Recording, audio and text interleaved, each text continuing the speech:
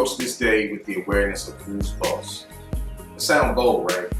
But now we're putting it in the context of who's saying this. This is Sarah Young's book, Jesus Calling, and in her meditation, basically, Yeshua is speaking to her, telling her to approach this day with the awareness of who's boss.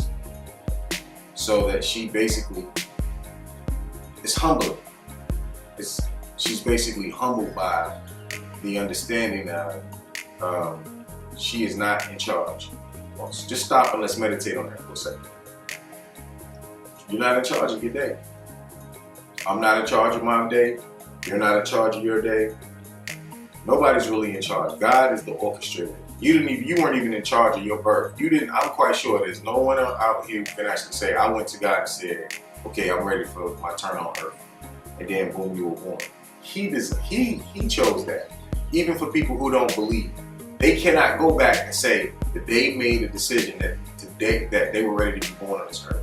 So you're never in charge whether you think you are or not. Approach this day with the awareness of who's the boss. As you make plans for the day, remember that it is I who orchestrates the events of your life. On days when things go smoothly according to your plans, you may be unaware of my sovereign presence. On days when your plans are thwarted, be on the lookout for me. I may be doing something important in your life, something quite different from what you expected. It is essential at such times to stay in communication with me, accepting my way as better than yours. Don't try to figure out what it is happening. Just simply trust me and thank me in advance for all the good that will come out of it all. I know my plans. I know the plans that I have for you, and they are good. So the scriptures for today are Isaiah chapter 55, verse 9 through 11, and Jeremiah 29, verse 11. Isaiah 55, 9, 11 says, the heavens are higher than the earth, so are my ways higher than your ways, and my thoughts than your thoughts.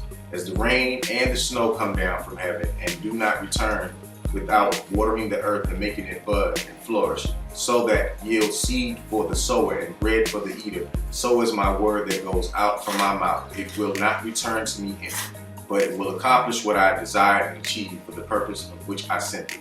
That's Isaiah chapter 55, verse 9 through 11. Jeremiah chapter 29, verse 11. For I know the plans I have for you, declares the Lord. Plans to prosper you and not to harm you.